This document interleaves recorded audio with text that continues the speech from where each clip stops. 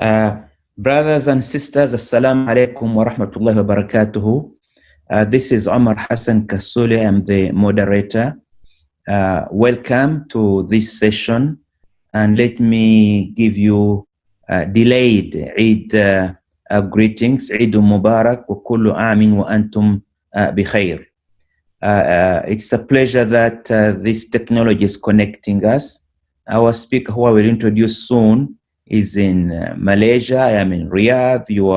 Some of you in the Caribbean, some are in the Indian Ocean. But Alhamdulillah, we are all getting together in this program. The program will be 1 hour. After the speaker, you will have a chance to ask questions by writing on the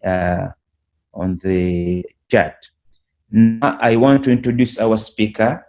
We already sent his CV, but I will now just say some summary.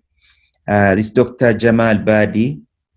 He has a degree in science and also a minor in psychology, and he has master's and PhD degrees in Usuluddin and Da'wah, and he has a high diploma in high sciences. His area of expertise is creative thinking from an Islamic perspective, and he has been teaching this now for nearly 30 years. He has written many books, has done a lot of research, and many students from all over the world have benefited from his knowledge and his teaching and his research. He will be talking to us today about how the Quran encourages thinking. Dr. Jamal Badie, تفضل مشكورا.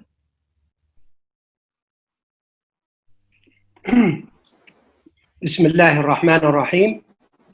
الحمد لله رب العالمين، والصلاة والسلام على نبينا محمد وعلى آله وصحبه أجمعين. اللهم علمنا ما ينفعنا وانفعنا بما علمتنا وزدنا علما يا ذا الجلال والإكرام. آمين.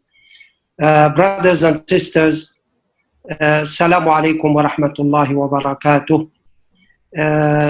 It's my pleasure and honor to be with you this moment.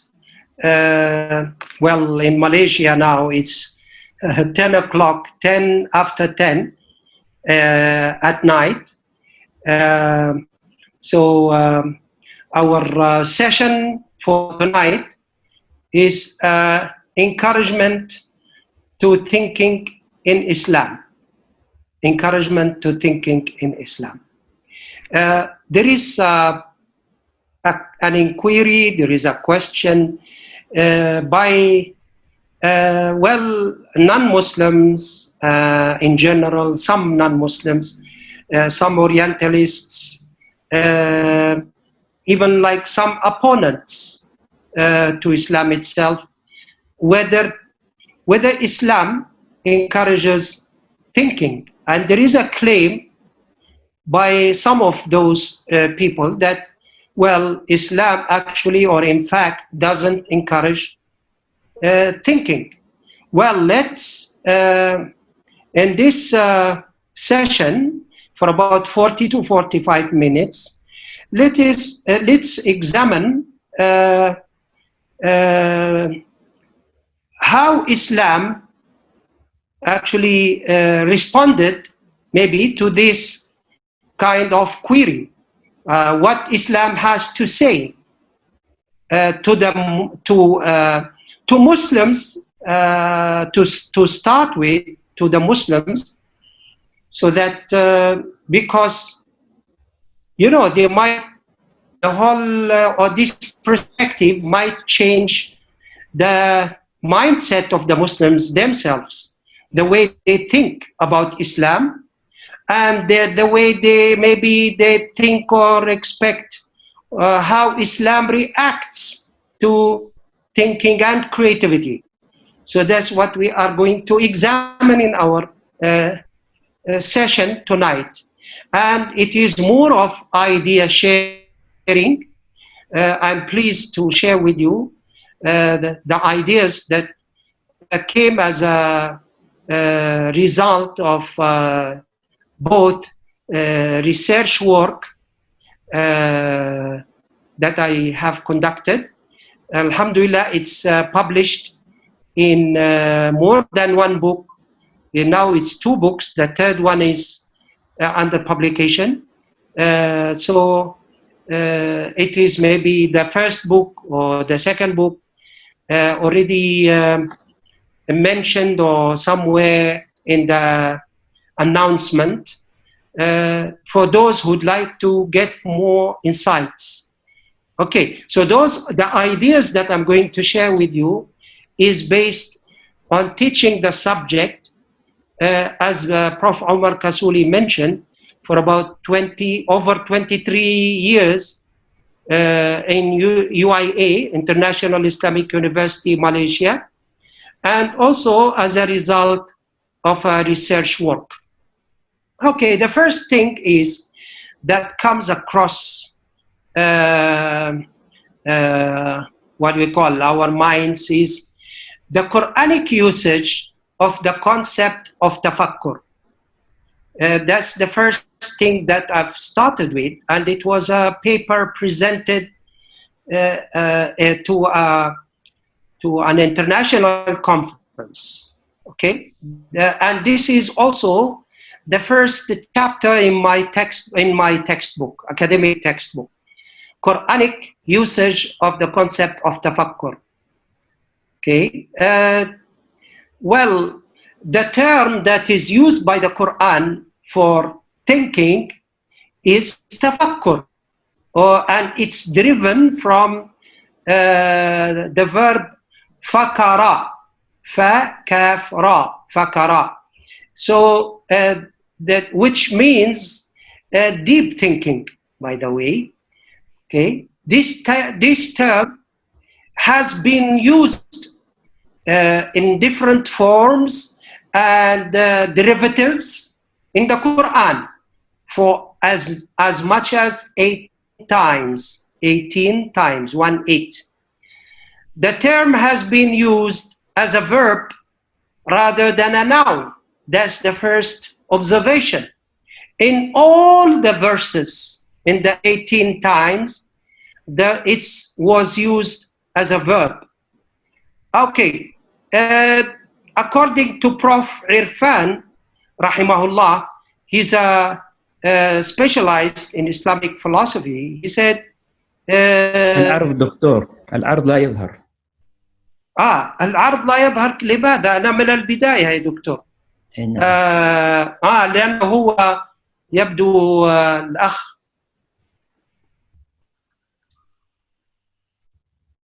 يبدو.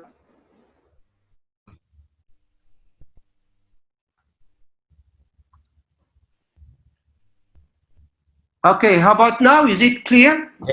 Now it is showing, yes. Yes. Okay. Thank you for reminding me, Prof. Omar. Jazakallah khair. Okay, so we proceed. The verb tafakkara, yatafakkarun, awalam yatafakkaru. I mean, it was used 18 times. So it was used as a verb rather than a noun. And this shows the importance of practice. Means that in Islam, it's related to tafakkur as a process rather than an abstract conception. This is based on discussion with Prof. Irfan, rahimahullah. Like around 1998 or 99. Okay, which means that implies the importance of practice. Okay, so it implies the importance of practice. Practicing means practicing thinking. It's very important to practice it. And as we will see, this practice is not only specific moments rather than all the time, like whether in ibadah or also outside ibadah or for other means and maybe fulfilling other objectives like shura. You see, shura is a concept, one of the Islamic concepts, which cannot be practiced unless we do it, we practice it in groups or collective, in a collective way. Okay. The second observation is that in one verse, the verb is used in the past tense, whereas it is used in its present tense in all of the other 17 times, places. To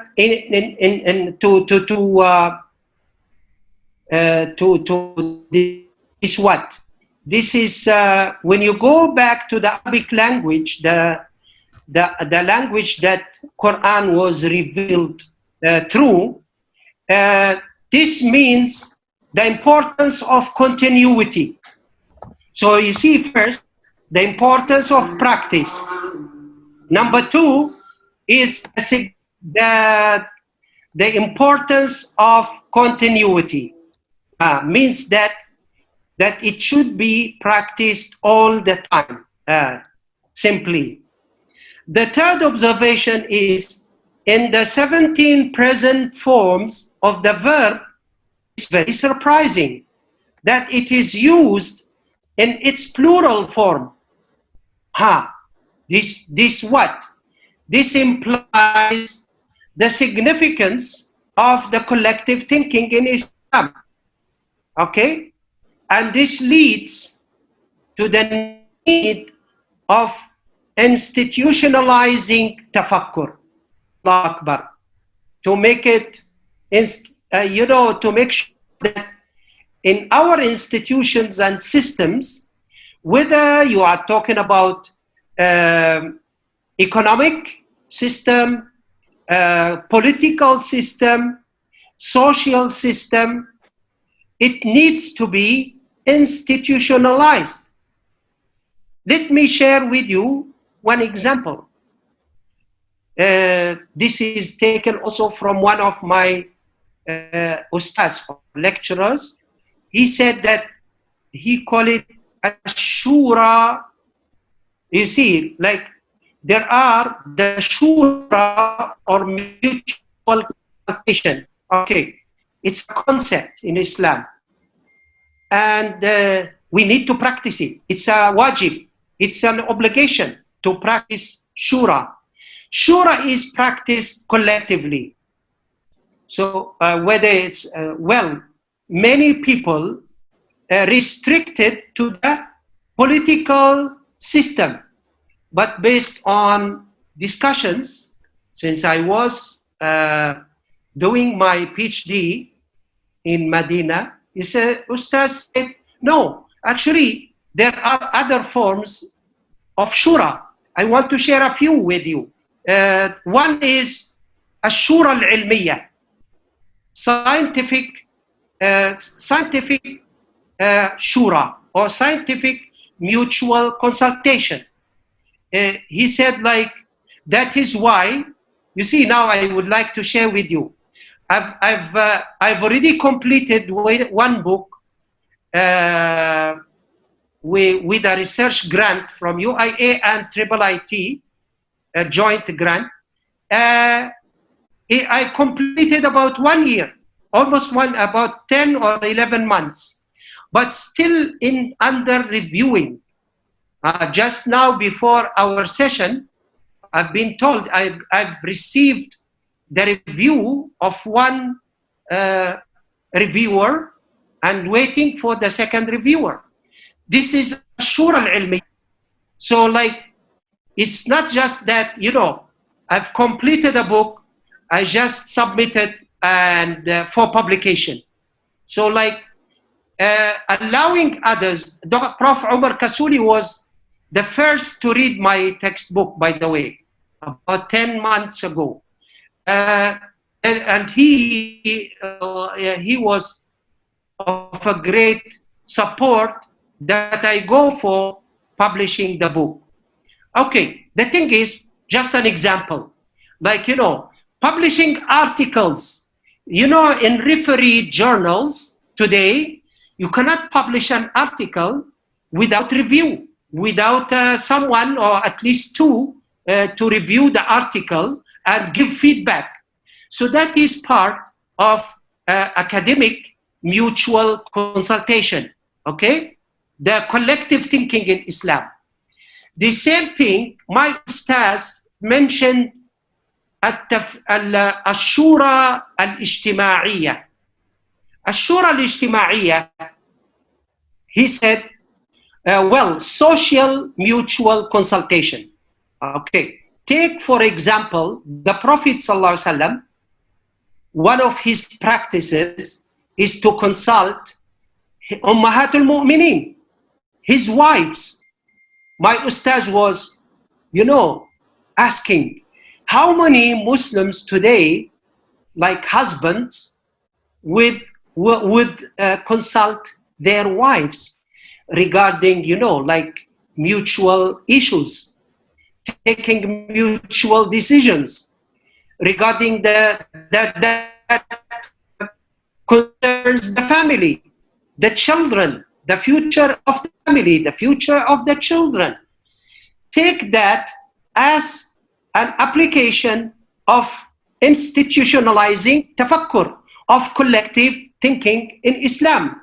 Why in Islam, in Quran, 17 times the verb has been used in plural and in continuous form, present form. This shows you, I hope I made this clear to you, inshallah. We may go for further discussion later. Okay, let's go to the next slide. The phenomenon of using multiple thinking terms in the Quran. By the way, this is something that we have a special session, by the way. I need about like 45 minutes at least to present this. But let me just, this is part of how Islam values thinking and how Islam encourages thinking. Okay? So it's not only the term thinking that is used by the Quran. The Quran has used another 29 to 30 every day, every now and then, every month. By the way, I go and find out that there are more terms that have not been pointed out by Al-Imam al-Razi or maybe by myself as a way to see the terms used by the Quran. So we have one full session. We are ready when you request. So the Quran uses 30 different terms related to thinking. Okay, so we have tafakkur, that's one thing, but we have tadabbur, we have ta'aqqul, we have, tawassum, we have many other as much as 30 terms. Each term has been used for many times in the Quran. It can be claimed that those terms are different levels of thinking. Let me just give you maybe a brief discussion on this issue. Okay, but inshallah, we can have for longer discussion in the future. This indicates also that Islam highly values thinking. It's not me saying that. It's not even like only Muslims saying that. Western sociologists, I pointed out in my book that this is raised by what we call it, Western thinkers and authors, sociologists, that the more a concept, the more a culture uses terms for a concept, the more that culture values that concept. So when Islam uses more than 30 terms for thinking, okay, and for hundreds of times, this means that Islam highly values thinking. This is a proof.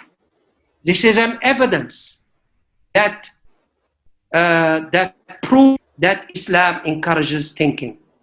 The next one is that this leads, you know, I mentioned this in the other session, that this leads to infusing thinking in the minds and the hearts of those who recite the Quran. Just imagine when you go along the Quran, reciting the Quran, you know, these terms, 30 over terms, used for hundreds of times. When you go, like, for sure, at least every 1 or 2 pages, you will come across, for sure, you will come across 1 or 2 ayat or verses that calls for thinking. What does that mean? So this will lead to infusing thinking into the minds and the hearts of the Muslims, or even the non-Muslims who recite or read, for the non-Muslims who read the Quran. Okay. The next thing, this brothers and sisters, this takes us to another important issue, and that is the status of thinking in Islam. So you might say, then, what can we say about the status of thinking in Islam? My brothers and sisters, accepting Islam, to start with, if someone, you know, the scholars, I forgot to, where is the recording? I forgot to record, by the way. No, we are recording. Oh, alhamdulillah. Okay. So, status of thinking in Islam. The first issue is that comes to the to observation, is that accepting Islam in fiqh, in jurisprudence, accepting Islam is based on intellectual ability. It's a condition. Someone want to accept Islam, the first issue is the intellectual ability. Just imagine, al-aql. That is mentioned by fuqaha. This is mentioned by jurists. All jurists, Islamic jurists, mentions that, you know, the first condition for accepting Islam is the intellectual ability, at-ta'aqqul or al-aql. Okay, this takes us, what is the status of thinking?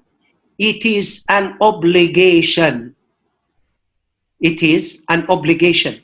And among the contemporary scholars who did mention this is Al-Ustad Abbas Al-Aqqad rahimahullah.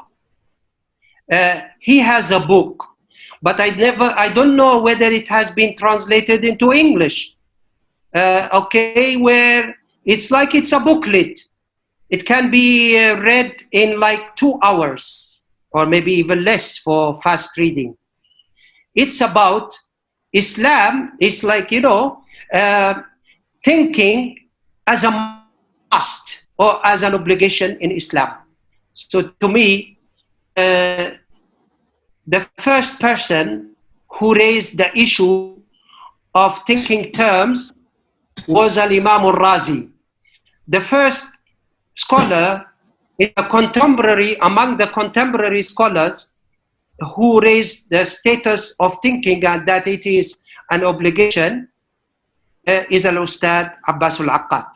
However, based on research, this obligation should be fulfilled with other what? With conditions. Okay? That it should be positive, useful, and practiced with sincerity. Means that, why we are saying that? So it's an obligation. That's number one. Okay, any obligation, if you do, it should be rewardable and it should be considered ibadah, a form of worship. And that is the case with thinking. Thinking is considered as ibadah, or a form of or act of worship, okay? And it is rewardable. It is rewardable. When you think, you are rewarded. Okay. However, to get the rewards, there are 7 conditions. But to make it simple, there are 3. That it should be practiced. It should be positive. It should be positive. Shouldn't be negative. We will see that in the hadith. And number 2, it should be useful, inflicting no harm. La darara wa la dirar. And number 3, it should be practiced with sincerity. If with these 3 conditions, inshallah, it is rewardable. Okay, another issue related to the status of thinking in Islam. Well, related to the world view as well. That the purpose of creation, why we have been created. You see, most of those who discuss this issue, unfortunately, they confine and restrict the purpose of creation to worshiping Allah and to Tawheed. That is true. That's the measure. That is what, could be looked at the main objective. But under this objective, there are other important objectives. To me, there is no harm to look at it as a separate objective. This is my style. I look at it as a separate objective. There is no harm. Even though someone might say, oh, wait a minute, it's actually, it's actually part of ibadah. Never mind. Okay? So it's what? The second one. The second one is, we have been created لِعِمَارَةِ الْأَرْضِ إِنِّي جَاعِلٌ فِي الْأَرْضِ خَلِيفَةً. That's what Allah said, subhanah. So establishing, what I call it, establishing Islamic civilization. Again, not too limited to Islamic, what they call it, Islamic Khilafah. Rather than to make it a broader, brothers, and this is Islamic civilization, okay, which is based on Tawheed. Okay, so both of those purposes requires thinking. Yes, so that's the status of thinking in Islam. We go to the next one. Now we have 2 issues, more issues. How Islam motivates and promotes creativity and thinking. Okay. There are 2 hadiths here. We are talking about Islam. How Islam motivates and promotes creativity. It is recorded by an Imam Muslim in an authentic hadith that the Prophet ﷺ said, whosoever innovates a good practice in Islam, man sanna fil islami sunnatan hasana, there is for him or her its reward and the rewards of those who act upon it after him. Okay, now, unfortunately, in my book, as in chapter 2 or 3, I discussed the one problem is that many scholars or many authors, Muslim authors, they looked at this hadith from a very narrow perspective, and that is again the ibadah perspective. But you see, man sanna fil islami, it's the hadith is talking about a broader perspective. Man sanna fil islami sunnatan hasana falahu ajruha, okay, wa ajru man amila biha. So that is the hadith. It's stated there. You may refer to the hadith in English. Okay. Now, you see the hadith. This is the first part. The second part, the Prophet ﷺ tells us, and whosoever innovates an evil practice. You see, that is the best interpretation of the hadith. I tried my best to to re-articulate the hadith. Because if you look at it in English, you would see that they are talking about like something forbidding even innovation. I discussed in my book, people who might be misled, Muslims and non-Muslims, they will be misled. Islam doesn't forbid creativity here. No, it promotes the positive creativity that I mentioned earlier, and it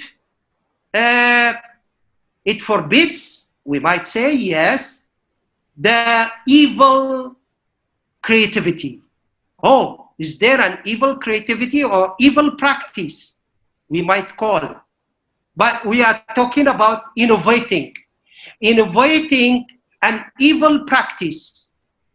That is what is Islam forbidding.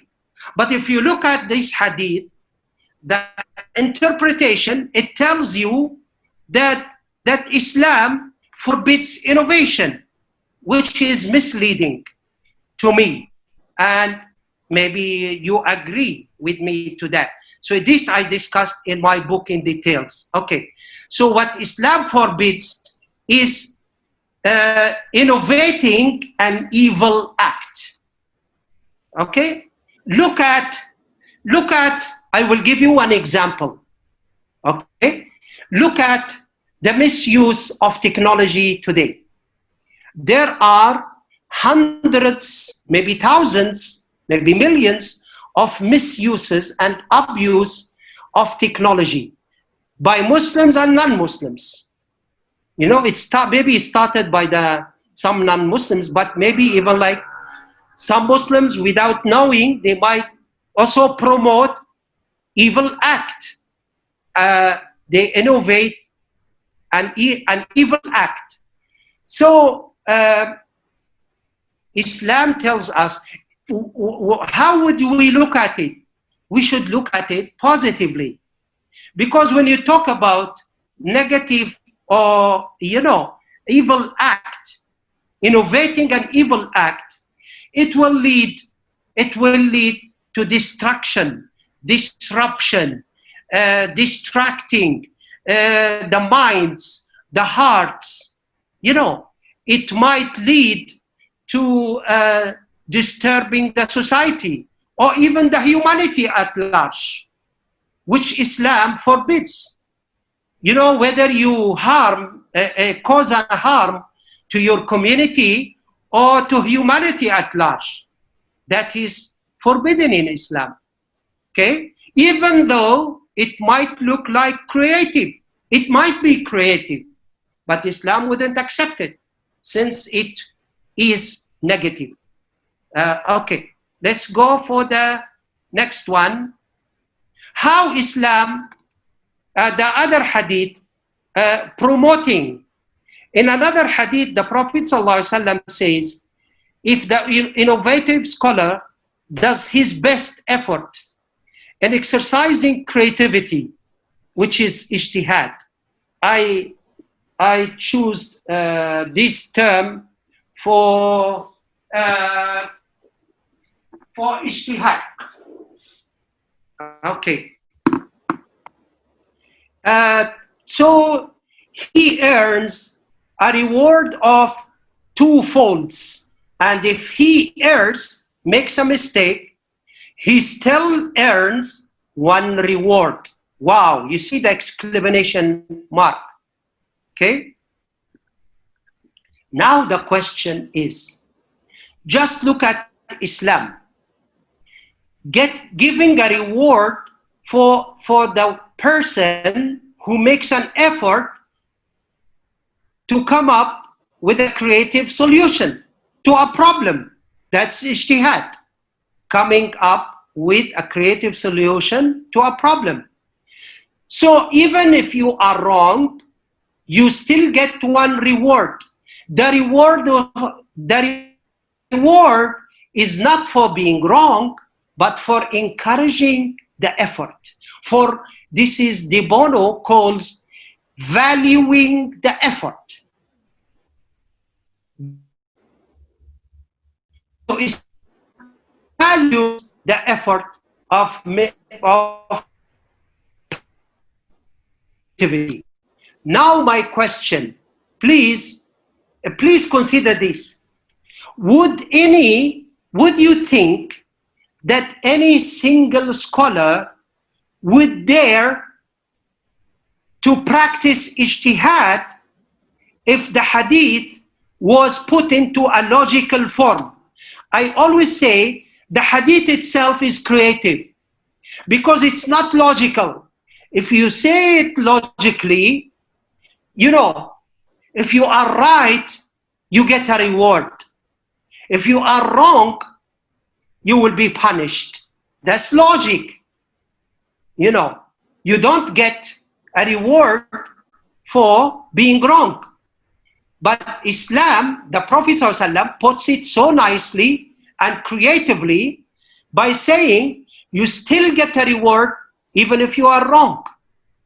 This is to value the effort. Otherwise, no scholar, to me, I don't know whether you agree with me or not, no single scholar would dare to practice ijtihad.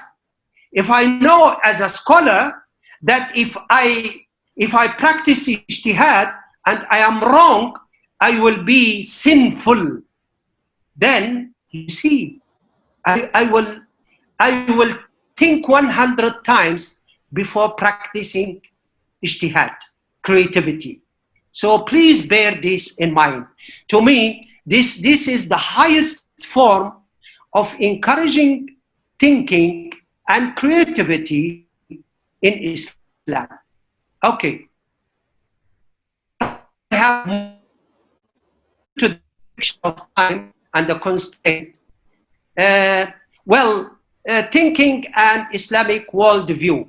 Briefly, we have been created as Khalifa or steward to establish civilization. I mentioned this. Okay, for this purpose, we have been equipped by Allah subhanahu wa ta'ala with special faculties, capabilities to deal with challenges. That's why we have been created with minds and hearts, with being able to differentiate, to compare, to reason, to solve problems. By the way, this is discussed details in Dr. Abdul Hamid Abu Sulaiman, his book, good book, great book, QUR'ANIC Worldview. It's a new book published lately, few years back, QUR'ANIC Worldview. So it's, I have a summary of the book, by the way, for those who are willing to get. I think Brother Nasur has gotten your emails. For those who are willing to get a copy of the summary, I can share it with you. Okay, you don't need to read the whole book. I might share with you the 6 pages of the book of Datu Prof. Abdul Hamid Abu Sulaiman. Okay. One more thing, the world is made subservient to him as being a steward or Khalifa or vicegerent. So the whole world has been made subservient. Okay, we go to now to the last issue before we allow maybe for a question and answer. Now, ways and means Islam encourages creativity and thinking. Brothers and sisters, you may say, whatever you have mentioned, Dr. Jamal, whatever you have mentioned is nice, but this is in theory. We need something in practice. Okay, here is in practice. Number one, commanding all mankind, not only Muslims, to ponder, to deliberate and reflect. The message, the Quranic message, is to everybody. We have been commanded, all mankind, and Muslims in particular, to ponder and deliberate and reflect in many numerous numbers of verses. Okay? So now, I will discuss this in another session, inshallah. That is something practical. I mean, we are being commanded, not just that we are encouraged, we are being commanded. And jurists says a command in the Quran implies that whatever is commanded, we are commanded to do, is an obligation. By the way, we are not just waiting for Dr. Abbas al-Aqad, rahimahullah. I mean, long time ago also, our scholars, mufassirun, and jurists, interpreters of the Quran, they said a command in the Quran means that it is an obligation. Okay, that's number one. Number two, providing various thinking preferences. We have been, the Quran provided, we have a special sessions, brothers and sisters, based on your maybe request, inshallah, with Prof. Umar Kasuli. We can have this one special session on thinking styles in the Quran. The Quran used more than 15 thinking styles, which means that these are examples, modes of thinking, preferences of thinking. It's practical. You will get indulged in thinking, you know, maybe without even realizing. As just by reciting the Quran, you will absorb those thinking styles. It will have an impact over you as a good reciter. But by the way, we can share with you in details those thinking styles. The next one. You see, now, number one, commanding us to think. You see, I remember in one textbook, they said, where they said that, well, you know, this Western author, he's very, Swartz maybe, he has a good book about, 5 minutes, Prof. Am I allowed to take, Prof, 5 minutes? I will finish. 8 minutes to the end, to the 8 hour. minutes. Okay, good, great. So he said, you know, many parents, fathers, mothers, ustaz, teachers, they command their students and their kids, you have to think. You have to think. Okay, that is good. That's the command. That's the command. But Swartz says, I'm not so sure, is it Schwartz or someone else? He said, this is not enough. You have to teach your kids and your students how to think. And that is number 2, how Islam provided 15 thinking styles for us how to think. Allahu Akbar, great. Is that enough? No, that's not enough. Islam provided a big room for practicing thinking and creativity in 2 major areas: ijtihad, issues related to religious issues or topics or practices. Number 2, establishing Islamic civilization. Through what? Through exploring and discovering universal divine laws. Through, number 2, exploring and discovering social divine laws. Okay, so that is the room. That's the big room. Not only command, not only the thinking styles and modes and preferences, but also providing the room.